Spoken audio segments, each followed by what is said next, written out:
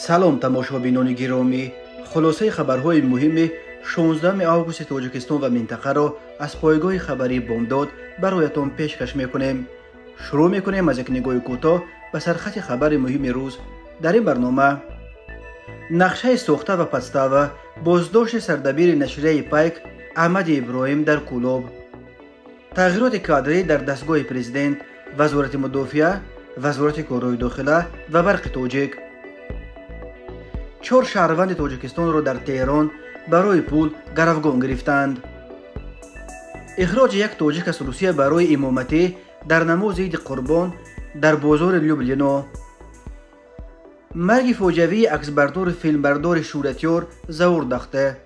و اکنون تفصیلات خبرها. مقامات انتظامی در ولایت ختلان احمد ابراهیم، یکی از روزنامه‌نگاران شناخته و رهبر نشریه مستقل پایک را دستگیر کردند. یک منبع در نیاد انتظامی به رادیو آزادی گفت روزنامه‌نگار را روز 12 آگوست در جای کارش در شهر کولوب دستگیر کردند و تا حال در بازداشتگاه است. او به پیشنهاد رشوه به یک کارمند دولتی متهم است. دادستان کولوب به ضد او طبق ماده 320 کودکس جنایی یعنی دادن پوره پرونده جنایتی باز کرد، افزود منبع. به قول همصحبت رادیو آزادی که نخواست به سبب مسئول دادن معلومات نبودنش نامبر شود، احمد ابراهیم برای تمدید پروانه یا اجازتنامه کار پایک یگانه نشریه مستقل در ولایت ختلان به یک مقام رسمی پول پیشنهاد کرده است. دیرتر عیبنامه احمد ابراهیم تغییر داده شده. او بر پایه بند 32 قسم 3 یعنی قصد جنایت انجام یافته و بند 320 قسم 2 دادن پوره گمانبر شده است که جزاهای گوناگون از جریمه تا 10 سال زندان را پیش بینی میکند. مقامات رسمی درباره بازداشت خبر ندادند و نزدیکان احمد ابراهیم خبر بازداشت او را نه تصدیق و نه رد کردند. یکی از دوستان احمد ابراهیم روز 16 آگوست گفت به احتمال زیاد سردبیر پایک قربان نقشه شد که هدفش بازداشتی او بود. وی زمان یافتن این صحنه‌سازی را به کارمند کمیته دولتی امنیت ملی با نام رحمانوف بستگی داد. منبع دیگر در کولوب که از واقعه خبردار است به شرط افشا نشدن نامش این را تصدیق کرد و گفت که رحمانوف مسئول رابطه با جامعه امنیت ملی چند روز پیش نزد احمد ابراهیم آمده گفته است که او حاضر است مسئله تمدید اجازت کار پایک را در وزارت فرهنگ حل کند. این منبع جریان حادثه را چنین قصه کرد: این کارمند امنیت که وظیفش همکاری با خبرنگاران بوده است 3 ماه آخر تقریبا هر روز به اتاق احمد ابراهیم آمده خود را مخلص و وادار نوشته های او وانمود میکرده است. مقاله و کتابهایش را خوانده نزد احمد ابراهیم از آنها تفسیف میکرد. او را استاد خوانده وانمود میکرد که به مصلحت و مشورت ژورنالیست نیاز دارد و نوشته های او به فایده‌اش هستند. از ماه مرد به پایک اجازتنامه نداده بودند. رحمانوف بارا آمده به احمد ابراهیم وعده داده است که کارش را حل میکند. روز 11 آگوست نزد احمد ابراهیم آمده گفته است دوشنبه میرود و همزمان به وزارت فرهنگ رفته اجازتنامه کارش را میگیرد. به احمد ابراهیم میگوید که برای این کار 2,500 سامانی در کار است. این مصلحت و طلب پول در ثبت و در پرونده نیست، فقط اون چیزی را ثبت کردند که علیه ژورنالیست است. روز دیگر وقتی می آید و پول را به او می دهد او را ثبت کرده بازداشت می کنند. از روی قانون این پیشنهاد پوره نیست. احمد ابراهیم به جای نرفته پوره پیشنهاد نکرده است، بلکه در اتاق او کارمند امنیت آمده پوره طلب کرده است. این پسته و روی راست است. از طرف دیگر کارمند امنیت شخص مسئول در حال این کار نیست که این عمل پیشنهاد پوره حساب شود. یک دوست دیگر احمد ابراهیم که نخواست نامش را ذکر کنیم گفت ظاهرا این تفتیه مقامداران محلی علیه ژورنالیست است که آنها را تنقید میکرد. او از سیاست پرزیدنت کشور سخت طرفداری میکرد. دائم به حمایت از پرزیدنت با مخالفانش بحث میکرد، آنها را تنقید میکرد. فکر میکنم اگر گپ تو پرزیدنت رسد او آزاد میشود. این کار منصبداران محلی است، گفت او. این دوست احمد ابراهیم گفت او مقاله های جدی علیه تندگرای نوشته که باعث واکنش جدی گشته بودند. او افزود گلمراد علیموف پلکوونیکی که به داعش رفته بود برای مقاله هایش او را از سوریه تهدید کرده بود. گفته بود که حتما ژورنالیست را جزا خواهد داد. این معنای اون را داشت که سخنش به داعشی ها تاثیر کرده بود. حالا چون این ژورنالیست را میخواهند جزا دهند. احمد ابراهیم اگرچه در بحث مخالفان و حکومت بیشتر طرف دوم را می گرفت. در موردهای علاوه کار بعضی از وزارات و اداره ها و مقامات محلی را در ولایت ختلان و منطقه کولاب تنقید می کرد. چرا ژورنالیست تاجیک را نه حکومت دوست می دارد و نه رعیت؟ او 2 سال پیش در نامه به دستگاه ریاست جمهوری تاجیکستان و داستانی کل از فشار به خبرنگاران پیک شکایت کرده بود. گفته بود که مقامات انتظامی برای مقاله تنقیدی درباره یک کودکستان در شهر کولاب خبرنگارانشان را به تنگ آورده تا خواستند پسر بیماری او را هم که خبرنگار است با زور صحت و سلامت نشان داده به ارتش برند. مقامات انتظامی این ادعا را رد کرده بودند. در تاجیکستان که آن را سازمان‌های خارجی حامی حقوق زندان خبرنگاران نامیدند، در سالهای آخر 8 روزنامه‌نگار و بلاگر زندانی کرده شدند. مقامات میگویند آنها را برای جنایت‌هایشان از جمله افراط‌گرایی از آزادی محروم کردند. اما به گفته خود خبرنگاران و حامیان حقوق گناه آنها گفتن واقعیت و حقیقت در تاجیکستان و تنقید مقامات و حکومت بود. روز 16 آگوست سال 2024 پرزیدنت تاجیکستان امامعلی رحمان در وزارت کارهای خارجی، مدافعه، کارهای داخلی، کشاورزی، دستگاه اجرایی پرزیدنت و شرکت برق تاجیک یک سلسله تغییرات کادری به عمل آورد. از جمله با فرمانهای پرزیدنت و قرارهای حکومت جمشید سفرزاده و سید اسرار عبدالله زاده به وظیفه های مسئول در هیئت فرمانده وزارت مدافعه و نورعلی اسوزاده معاون یکم وزیر کشاورزی تعیین کرده شدند. همچنین با امر پرزیدنت محمد جمعزاده مشاور کلان بخش یاردمچی پرزیدنت عاید به مسئله های اقتصادی تعیین گردیده است. ولی تغییرات کادری از همه بیشتر در دستگاه اجرایی پرزیدنت صورت گرفته است. با امرهای پرزیدنت سلیم زاده به مقام سردار ریاست کشاورزی، زلفیه دولتزاده سابق وزیر فرهنگ سردار ریاست رشد اجتماعی، محمد امیرزاده سردار ریاست رشد انفراساختار، تاج‌الدین رحیمزاده معاون سردار این ریاست، سیاعظم قادرزاده سردار شعبه دین، تنظیم، عنعنه و جشن و مراسم، خورشید عربزاده سردار کارخانه واحد دولتی تعمیر و ساختمان، فرهاد صابرزاده مدیر کارخانه واحد دولتی طب و نشر شرق آزاد دستگاه اجرایی پرزیدنت تعیین گردیده. عادینشا ولیزاده از وظیفه سردار شعبه دین، تنظیم، عنعنه و جشن و مراسم و گلجان عبدالفتاحزاده از وظیفه سردار ریاست رشد اجتماعی دستگاه اجرایی پرزیدنت آزاد کرده شدند. همین طور بنا به گزارش خدمات مطبوعات پرزیدنت در موافقه با پرزیدنت جمهوری تاجیکستان به وظیفه های نماینده وکالتدار وزارت کارهای داخلی جمهوری تاجیکستان در نزد مرکز منطقوی هماهنگساز اطلاعاتی آسیای مرکزی عاید به مبارزه با معاملات غیر قانونی واسطه‌های نشأه‌دار، ماده‌های پسیخوتروپی، سرداران شعبه‌های میلیس شهر خاروق ولایت مختار کوهستان بدخشان، ناحیه حمدانی ولایت ختلان و ناحیه‌های ورزا و تاجیک‌آباد، معاونان اول و معاونان سردار ستاد کل قوه‌های مسلح جمهوری تاجیکستان، کمیسران حربی ناحیه‌های کوشانیان و دیوکانت ولایت ختلان، ناحیه شهرنو و ناحیه ظفرآباد، سپتامین و احش ولایت سوخت و مدیر گروه تطبیق لایحه کم نمودن تلفات نیرویی جمعیت سهامی کشوده برق تاجیک از حساب کادرهای جوان و صاحب تخصص و دارای تجربه رهبری تعیین کرده شدند. ضمن صحبت با کادرهای نفت‌تعیین شده امامعلی رحمان آنها را به کار و خدمت صافدلانه و صادقانه در مد اول گذاشتن منفعت‌های دولت و مردم تاجیکستان، حفظ شایسته از منفعت‌های وطن در سراسر جهان، تامین ولایت قانون، تربیت کادرهای جوان، از خود نمودن زبان‌های خارجی و تکنیک و تجهیزات معاصر و بلند برداشتن آمادگی دائمی قوه‌های مسلح دعوت کرده است.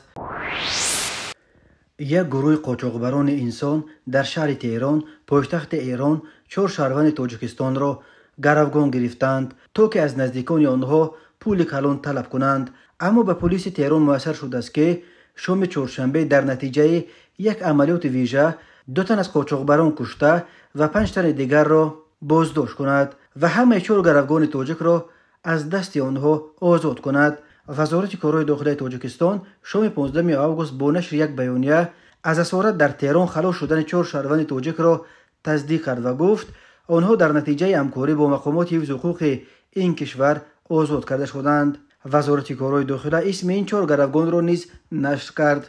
شهروندان جمهوری تاجیکستان عبدالرحمانوف، بازاروف، نظاروف، غیرتزاده که با بهانه دسترس نمودن روابط امریکا با راه‌های قلابی اینترنتی از جانب گروه‌های متشکل جنایتی به جمهوری اسلامی ایران برده شده در شهر تهران با مقصد به دست آوردن مبلغ‌های کلان پولی به گرفت گرفته شده بودند.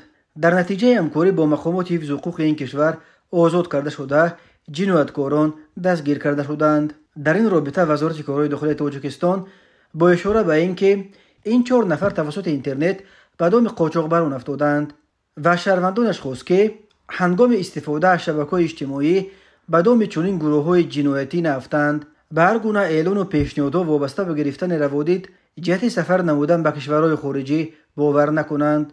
وزارت کارهای داخلی همچنین خبر داد که روز 15 آگوست وزیر کارهای داخلی تاجیکستان رمضان رحیمزاده با سفیر ایران در دوشنبه علیرضا حقانیان ملاقات داشت و جانب‌ها در این دیدار مسئله‌های تقویت بخشیدن همکاری در سمت مبارزه با ضد جنایت‌های متشکل، تامین امنیت و دیگر مسائل مورد توجه را بررسی کردند.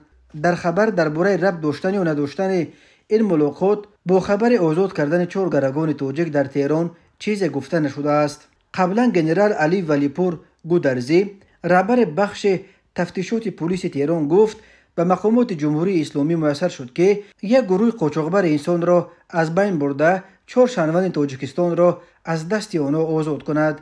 او درباره کی به تهران آمدن این 4 نفر تفصیلات نداد و تنها گفت که آنها با راه‌های قانونی وارد قلمرو ایران شده بودند ولی قصد داشتند که با کمک یک گروه قاچاقبر سفر خود را به اروپا و از آنجا به امریکا ادامه دهند. جنرال گودرزی در شرح عملیات ضد قاچاقبران گفت پلیس مکان گروگانگیرها و افراد ربط شده را شام چهارشنبه 14 آگوست تقریبا ساعت 19:00 دقیقه در جریان یک عملیات ناگهانی معاین کرد. در جریان عملیات همه 4 گروگان بدون یگان آسیب و سالم آزاد کرده شده 5 قاچاقبر دستگیر کرده شدند. مطبوعات ایران خبر دادند که 2 تن از قاچاقبران در جریان عملیات کشته شدند. تماشابینان عزیز، یادآور می‌شویم خلاصه مهمترین اخبار تاجیکستان را از پایگاه خبری بامداد تماشا دارید. برنامه را ادامه می‌دهیم. دادگاه نهایی لوبلینوی شهر مسکو روز 23 ایول سال 2024 شهروند تاجیکستان محمد رجب ابراهیموویچ یوروف را که در بازار لوبلینو همچون گروش کار میکرد با جرم تبلیغات دینی دقیق‌ترش برای تشکیل و امامتی نماز عید قربان با اشتراک 1000 نفر در بازار لوبلینو جریمه و از روسیه اخراج کرده است. حکم دادگاه الکی از 3 آگوست قوه قانونی گرفته است. بنا به معلومات پروندهش در خزینه سامانه دادگاه نهایی لوبلینو محمد رجب یوروف حمال مرکز سودا و یارمارک‌های مسکو به نام بازار لوبلینو معروف است صبح بروقت 16 میلیون سال 2024 ساعت 06:00 دقیقه در سراغه شهر مسکو کوچه کراسنودارسک بنای رقم 66 مراسم نماز را تشکیل و خودش هم در آن اشتراک کرده است. یوروف به این ترتیب دست به فعالیت دینی تبلیغات دینی زده است. مشخصاً او گردجمعی با مقامات محلی مصلحت نشده شهروندان را در مکان جمعیتی برای گذرانیدن مراسم نماز تشکیل کرده خود را امام اعلام کرده است و بدون داشتن صلاحیت مربوطه برای انجام تبلیغات دینی از جانب شهروند خارجی دست به این کار زده است که با این عملش یوروف طلبات بند اول ماده 3 قانون فدرالی روسیه درباره آزادی اعتقاد و اتحادیه‌های دینی را پایمال کرده است. یادآور می‌شویم که روز 16 میلیون سال جاری مسلمانان عید قربان را تجلیل کردند که در برابر عید رمضان یکی از 2 عید اعظم مهم در دین اسلام است. از بس که در مسجدهای مسکو جای کافی برای غنجاندن تمام مسلمانان خواهشمند اشتراک در نماز عید وجود نداشت و احتمال در مسجدها و اطراف آن جمع شدن ازدحام بزرگ و بسته شدن راه‌ها به میان می آمد، مقامات پایتخت روسیه از قبل از مسلمانان ساکن شهر و ولایت مسکو خواستند که حد امکان از رفتن به نماز عید به مسجدها خودداری کرده نماز عید را یا در خانه یا در یکان مکان مناسب به محل زیست خود ادا کنند. ولی دادرس دادگاه لوبلینو ایرا کراسو و تشکیل نماز عید در بازار لوبلینو را قانون شکنی دانست، آن هم در حالی که دودرس کراسو و های مسلمانی را از یکدیگر فرق نمی کند و در متن قرارش نوشته است که گویا محمد رجب یوروف روز 16 ایون در بازار لوبلینو گردجمعی شهروندان را به مناسبت تجلیل پایان ماه رمضان تشکیل کرد. قرار معلوم عید رمضان امسال خیلی بروقت روز 2 اپریل تجلیل شده بود و روز 16 ایون مسلمانان طور گفتیم عید قربان را جشن گرفتند. خود یوروف و نزدیکانش برای شرح قضیه دسترس نیستند، ولی در خبر دادگاه گفته می شود که او در جریان مرافعه خود را پورا گناهکار دانسته از کار کردش اظهار پشیمانی کرد. او گفت معلومات مخصوص دینی و صلاحیت انجام تبلیغات دینی را ندارد، ولی خواهش می کند که او را جزای سخت ندهند. با این وجود دادرس ایرینا کراسو و محمد رجب یوروف را بر اساس قسم 5 ماده 26 کودکس حقوق ویرانکنی مأموری روسیه در انجام تبلیغات دینی از جانب شهروند خارجی با پایمال کردن طلبات قانون دین گناهکار شناخت و به جریمه و اخراج از قلمرو روسیه محکوم کرد. حکم دادگاه 3 اوگوست به اجرا در آمده است. محمد رجب یوروف را تا روز دپارتاسیش باید در یکی از بازداشتگاه مهاجران خارجی پلیس مسکو نگاه بدارند. زاور دخته فیلمبردار و عکسبردار مشهور روز 15 اوگوست سال 2024 امگی 3 روز قبل از زادروز 88مش در یک صدمه نقلیاتی در راه ورزاب جان خود را از دست داد. به گفته نزدیکانش به ماشینی که زاور دخته رانندگی میکرد از قفا یک ماشین بارکش برخورده است و فیلمبردار نامدار از سرش جرات وزنین برداشته در جای حادثه به هلاکت رسیده است. همسر و دختر زاور دخته که تازه از شهر مسکو برای تجلیل زادروز او آمده بودند در این صدمه جراحت‌های جسمانی برداشتند ولی زنده ماندند. نزدیکانش گفتند که زاور دخته با اهل خانواده‌اش برای استراحت به ورزاب میرفت. مراسم وداع با زاور دخته روز 16 اوگوست ساعت 12 در شهر دوشنبه کوچه نصرت الله مخصوم برگزار می شود و سپس او را طبق وصیتش در آرامگاه سر آسیا در پهلوی پدرش رستم دخته به خاک می سپارند. هرچند اصل زاور دخته ایرانی است ولی او 18 اوگوست سال 1936 در جمهوری داغستان روسیه به دنیا آمده است. بنا به نقل خودش سال 1937 پدر و مادرش را در داغستان به دلیل ایرانی بودنشان تحت طعنه و ملامت و حتی تعقیب قرار دادند و آنها به ایران کوچیدند. زاور دخته تا سال 1951 در ایران به سر برد و سپس به اتحاد شوروی برگشت. یک مدت در ترکمنستان و سپس در یک مکتب در دوشنبه و نهایتاً در یک اینترنت بین المللی در شهر ایوانوو روسیه تحصیل کرد. زاور دخته بعد ختم مکتب میانه به ویگیک معتبرترین دانشکده سینمای شوروی در شهر مسکو داخل شد و سال 1966 با ختم این دانشکده به تاجیکستان آمد و در تاجیک فیلم به حیث کاربردار به فعالیت ایجادی پرداخت. کار دیپلمی زاور دخته در ویگیک فیلم لولا بود که او بر اساس یک حکایت مشهور ایرانی صادق هدایت روی نوار آورد. در تاجیک فیلم دخته به حیث فیلمبردار در تهیه چندین فیلم‌های شاهکار از جمله فیلم واخوری در نزد مجید کونه، فیلم‌های آدم پوستش را عوض می‌کند، داستان رستم و سهراب از بوریس کیمیاگاروف، همچنین در تهیه 10 فیلم مستند اشتراک کرده است. رئیست کارهای داخلی شهر دوشنبه روز 16 اوگوست سال 2024 در صحیفه‌اش در شبکه‌های اجتماعی از بازداشت و قریب $2000 جریمه شدن و برای 5 سال از حق رانندگی محروم کردن یک زن راننده خبر داد که در حالت مستی پشت فرمان ماشین BMW با رقم‌های وایما 9999 TV 01 نشسته است. بنا به گزارش مرکز مطبوعات ملی پایتخت تاجیکستان، قیوم و لیلا محمد سفرونا راننده واسطه نقلیات تمغه BMW رقم‌های قید دولتیش 9999 TV 01 از جانب کارمندان بازرسی یا بدعه برای در حالت مستی اداره نمودن واسطه نقلیات بازداشت کرده شد. نسبت به لیلا قیومова طبق طلبات ماده 332 کودکس حقوق ویرانکنی مأموری جمهوری تاجیکستان پروتکل مأموری ترتیب داده شد. وابسته به این از جانب دادگاه نهایی اسماعیلی سامانی نسبتش جزا در نمود جریمه مأموری به اندازه 300 نشان دهنده برای صبح‌ها برابر به 21600 سامانی یا قریب $2000 تعیین گردید. قیوم و لیلا همچنین برای 5 سال آینده از حقوق اداره واسطه نقلیات محروم کرده شد. این نخستین مورد در حالت مستی بعد از افتادن زنان در پایتخت تاجیکستان است. یک مورد پرسر و صدای بازداشت آوازخوان 28 ساله توجیک حبیبه بازارова معروف با تخلص اوسیه در ماه ایول بود. ریاست کارهای داخلی شهر دوشنبه روز 24 ایول سال 2024 خبر داد که از جانب کارمندان بازرسی ماشین تمغه رنج روور رقم قید دولتیش 5328 MH01 بازداشت کرده شد. در نتیجه سنجش معلوم گردیده است که واسطه نقلیات به شهروند بازار و حبیبه تعلق داشته.